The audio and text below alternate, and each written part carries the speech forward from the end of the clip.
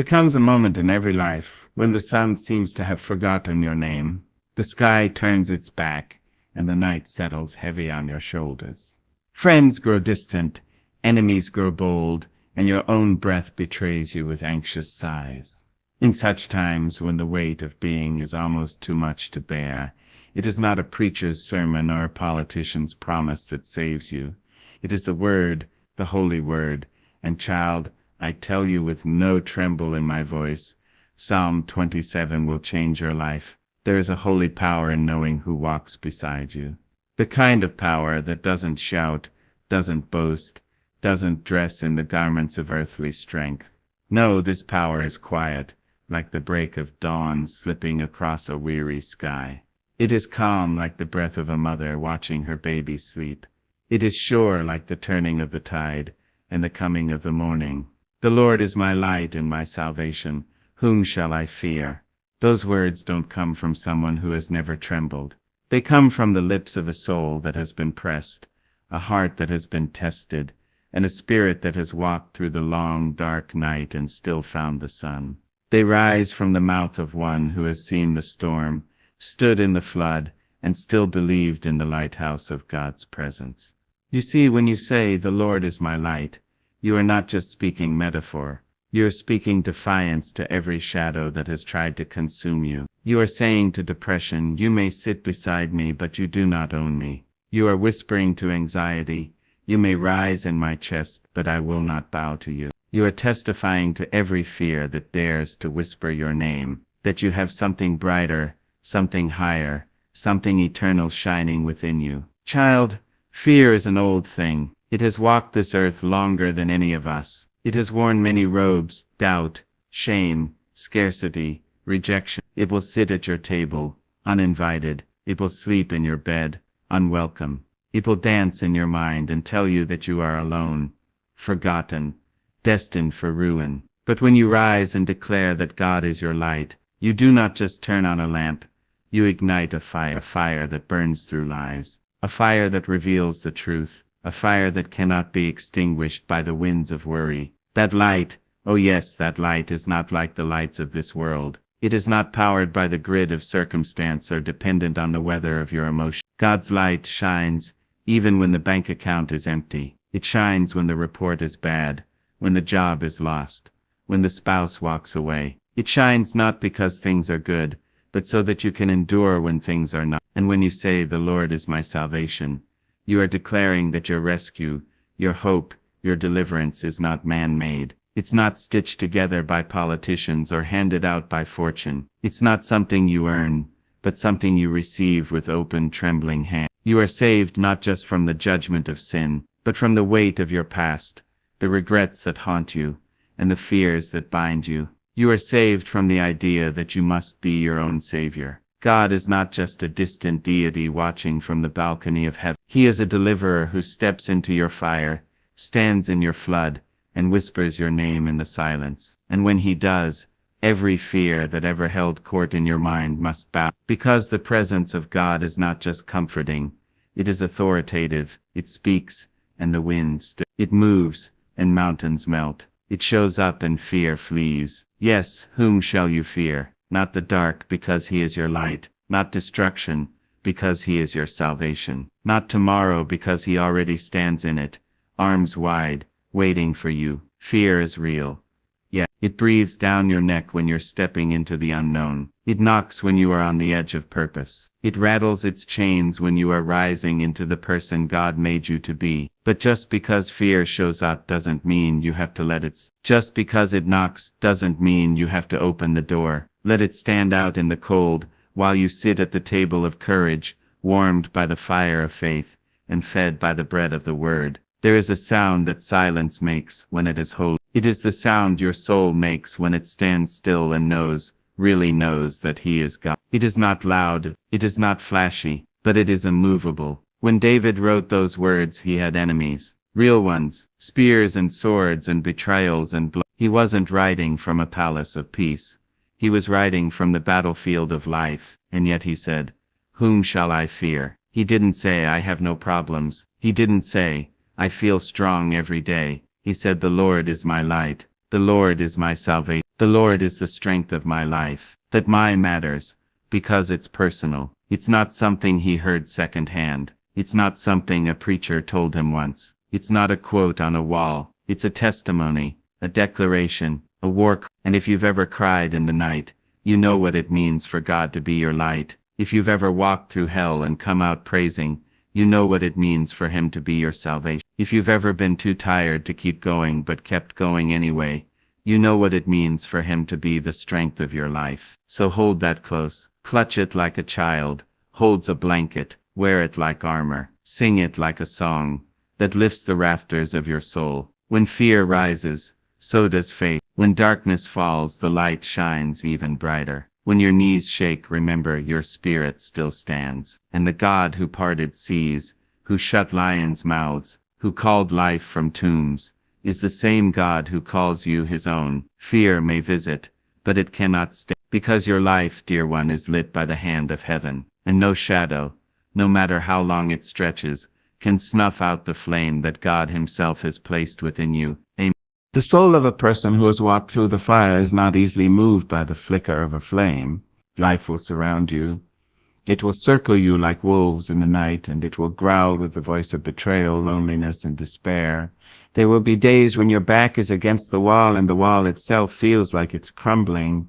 There will be moments when enemies do not just wear the face of strangers, but sit at your own table. Trouble comes, not as a gentle knock, but as a storm breaking open the windows of your calm. But oh, child, let me tell you, there is a truth stronger than trouble. There is a peace that outlives pain. There is a God who will keep you from being shaken even when the ground beneath you trembles. Psalm 27 tells us of that steadfast soul, a soul that cries, "Though an army encamp against me, my heart shall not fear." Now that, my dear, is not the language of the naive. That is the language of the seasoned. That is the voice of a heart that has been surrounded before, a heart that has seen chaos march up to its front door and refused to leave, a heart that has endured the long stare of heartbreak and still chosen to sing, because let me be plain with you. Trouble is not the absence of God. No, sometimes trouble is the evidence of his shaping hand. Sometimes he allows the crowd to gather around you, not to destroy you, but to reveal that you are not made of glass but of granite, that you were never meant to break, you were meant to bend and rise again. When you know who you belong to, the gathering storm does not frighten you. It may move the curtains, it may rattle the doors, but your foundation will not give way, because your roots are deep, planted not in the shallow soil of popularity or praise, but in the unmovable bedrock of God's presence. I have seen days when the sky turned black by noon, when joy felt like a foreign land and my own name sounded strange in my mouth. I have sat in rooms filled with voices and still felt utterly alone, and yet in those very places I discovered the company of a faithful God, a God who does not flee when the crowd turns, a God who steps closer when others back away. You may be surrounded, but you are not forsaken. Life has a way of circling you with confusion. Bad news from the doctor, silence from a friend, bills stacked high like towers, a child gone wayward. Trouble does not ask permission. It comes, but listen, its presence does not mean your fall. You may be surrounded, but you are not shaken, because shaking requires something unstable. And God does not build you with frail bones and weak spirit. No, beloved. He builds you with steel spun from heaven. He builds you with a mind covered by peace and a heart guarded by grace. He builds you with resilience rooted in his promises. David knew what it was to be hunted. He knew the sting of betrayal, the ache of loneliness, the crushing weight of waiting for a promise yet fulfilled. Yet still he said, "My heart shall not fear." Not because the trouble wasn't real, but because he knew something more real.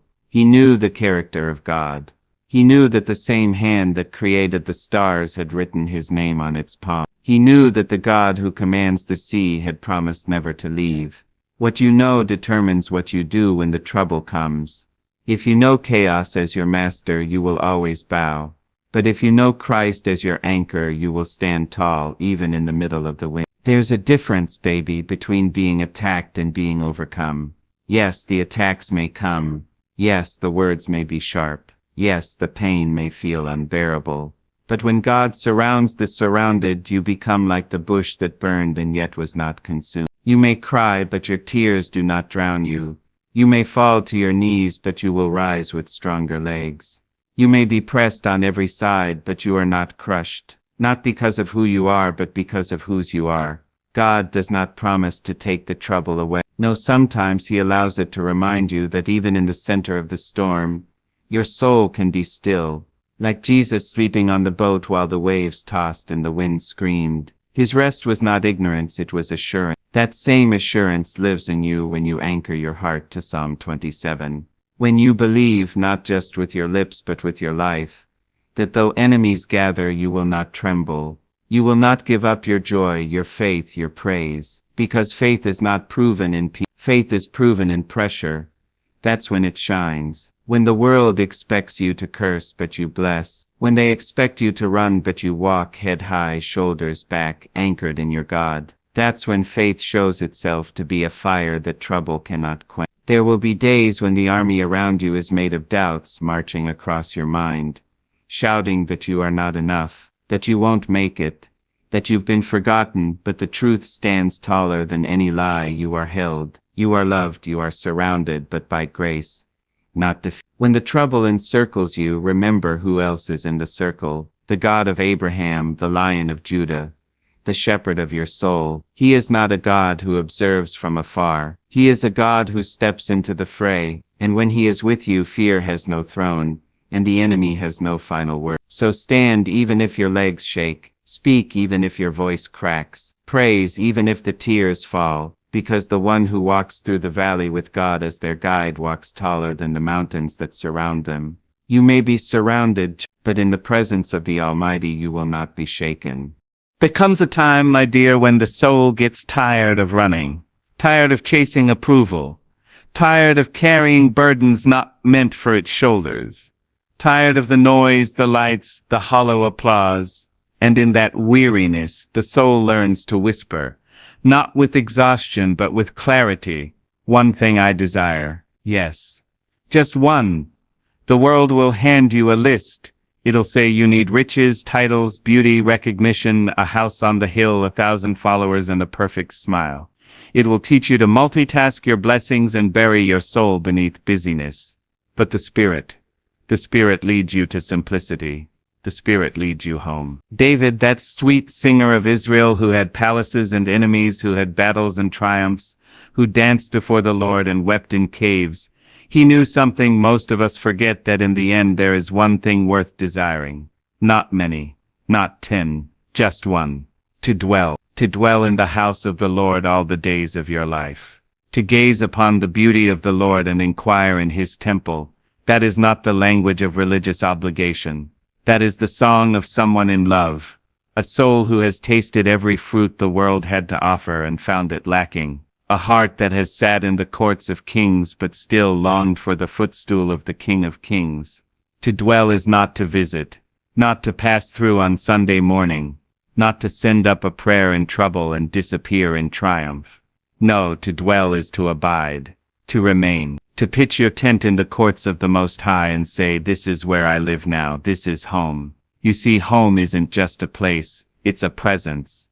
And the presence of God, oh child, it is more than enough. It is rest when your bed brings no comfort. It is peace when your thoughts are a storm. It is warmth when the world grows cold. It is a holy hush when life tries to drown you in noise. There are moments in this journey when everything gets stripped away. The makeup fades. The friends grow silent. The money dries up. The smile cracks. And in that raw, aching stillness you find the presence of God like a well in the wilderness. Deep, cool, life-giving.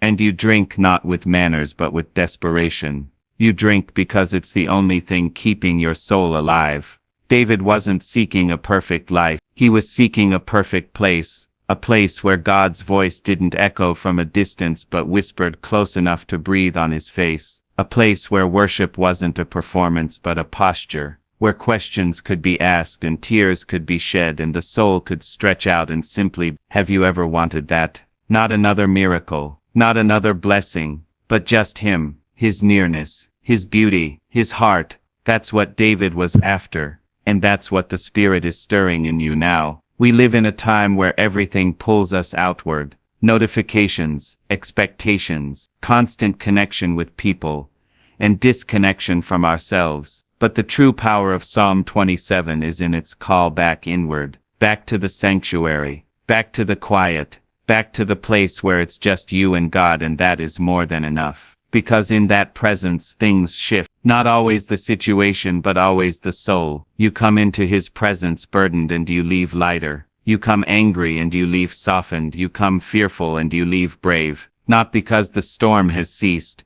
but because your anchor has held. Because the light within you has grown stronger than the darkness around you. And beauty, oh what a word that is. David wanted to behold the beauty of the Lord, not the might, not just the miracles, but the beauty. Because God is not only powerful, He is also beautiful. His presence is not only thunder, it is music. Not only fire, it is fragrance. When you really see Him, not through theology alone but through intimacy, your heart begins to ache in a new way, not with pain but with longing, a holy homesickness that says I must be where you are. This is why some people can lose everything and still have peace, because their one thing remains. They may bury loved ones, see dreams die, walk through fire, but their anchor is not in what is seen. Their treasure is not made of silver. Their joy is not rented by circumstance. It is rooted in that one desire to dwell. And I say to you, as one who has wept and worshipped,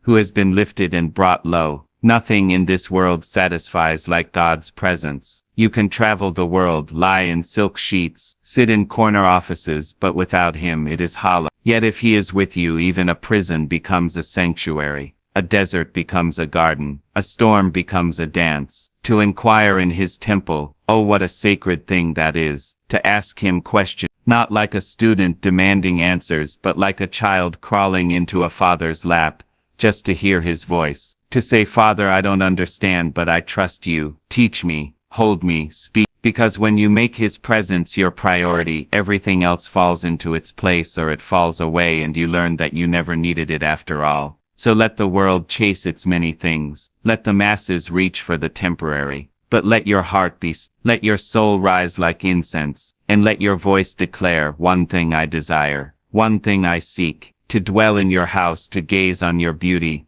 to be near you all the days of my life, not because it's easy, but because it's eternal, not because it's popular, but because it's, not because it's profitable, but because it is home. And once the soul finds home in God, it will never be content to live anywhere else again. Amen.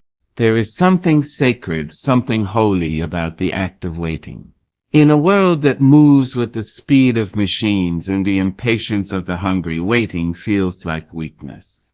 But oh my dear, don't let the world fool you. Waiting on God is not weakness. It is worship. Waiting is not wasting time. No. Waiting is trusting time to the hands of the one who wrote it. We are taught to rush, to hustle, to chase what we think we need. We're told that if it doesn't happen now, it won't happen at all. But child, let me tell you something eternal. What God has for you will not miss you, and what passes you by was never meant to stay. Psalm 27 says, wait on the Lord, be of good courage, and He shall strengthen your heart. That is not just poetry, that is a promise. It's a whisper from heaven telling you that even in the silence God is working. Even in the stillness He is shaping. Even when nothing moves, everything is being prepared for the exact right moment. I've learned that God is not in a hurry, and we must not be either. You see, a seed does not become a tree overnight. It rests beneath the soil where no eyes can see, where no hands can help, and it lets God do what only He can do in the dark. And so it is with you. If you are in the season of silence, if the ground around you seems still, if the prayers feel unanswered, do not despair. You are not being forgotten. You are being formed. There are days when the ache of waiting wraps around your chest like cold hands. Days when hope feels far and faith feels like an echo. But in those moments the Spirit comes close. He leans in, not with the noise of thunder, but with the stillness of a sunrise, and says, I am still here. Don't give up now, strength is coming. There is something powerful about waiting that makes the soul stronger than muscle, more enduring than stone. Because while the world celebrates instant victory, God celebrates lasting transformation. Sometimes God delays what we want so He can give us what we truly need. And sometimes He slows the process because He's walking with us in the waiting. And He does not want to miss a single step with His beloved child. You might think that rising means doing more, becoming more, achieving more. But let me offer you a different kind of rise. The kind that happens after you've cried and wiped your tears. The kind that happens after you've bent low in prayer and found your strength again. The kind that happens not with noise but with grace. Rising is not about impressing people. Rising is about aligning with purpose. Those who wait on God, they are the ones who mount up with wings like eagles, not like pigeons flapping in fear. Not like chickens scratching in the dirt, but like eagles soaring above what once tried to drown them. There is a kind of strength that only comes from surrender, a kind of height that only comes when you stop climbing and start trusting. Have you ever seen an eagle fly? It doesn't flap like it's afraid to fall. It spreads its wings and lets the wind carry it. And the wind, my darling, is the presence of God. So be still, stretch wide your faith. Stop trying to rush into doors that haven't been opened. Stop begging for things that God is still refining. You were never meant to force your way through life. You were meant to glide on His grace. The waiting season is the making season. It's where your roots grow deep. It's where your trust is tested. It's where your voice becomes a prayer and your breath becomes a praise. It's where God whispers who you are when the world forgets your name. And when the time is right, and it always is, He will lift you. Not with the applause of men, but with the approval of heaven. Not with shallow blessings, but with eternal purpose. You will rise not just in success, but in strength. Not just in victory, but in vision. You will rise because God cannot lie. And His word has promised that those who wait on Him will never be put to shame. You don't have to understand the when, you just have to believe in the who, and He, the Alpha and Omega, the first and the last. He will carry you through. He is not just the God of answered prayers. He is the God of waiting rooms, of midnight tears, of unanswered questions. And in those places He is no less good, He is no less God. Let patience have its perfect work in you. You are not falling behind. You are being prepared. Your pace is not too slow. God is walking with you, and what feels like delay is often divine protection. What feels like silence is often God writing your next chapter with His own holy hand. So wait, but wait with courage, wait with hope, wait with expectation, and while you wait, worship. While you wait, serve. While you wait, love. While you wait, breathe in the truth that God is not done with you yet. This valley you're walking through, it's not your end, it's your stretching place. This quiet season, it's not your punishment, it's your preparation. And this moment of stillness, it's not the absence of movement, it's the presence of divine timing. When you wait on God, you're not falling behind, you're being set apart. And when you rise, and yes, you will rise, it won't be because you forced your way forward. It will be because God lifted you in the fullness of His time, with the fullness of His strength, and placed you exactly where He destined you to be. So hold your head high even in the waiting. Stand tall, even in the silence. You are not forgotten. You are not overlooked. You are in the hands of the One who knows when to say now. And when He says it, nothing on earth can stop your rise. There is a sacred truth, quiet as the dawn, firm as the mountain, yet so often forgotten in the rush of life. You are never alone, not in your brightest hour, and certainly not in your darkest night. Never alone, not when you're standing on the stage and not when you're curled beneath the weight of sorrow.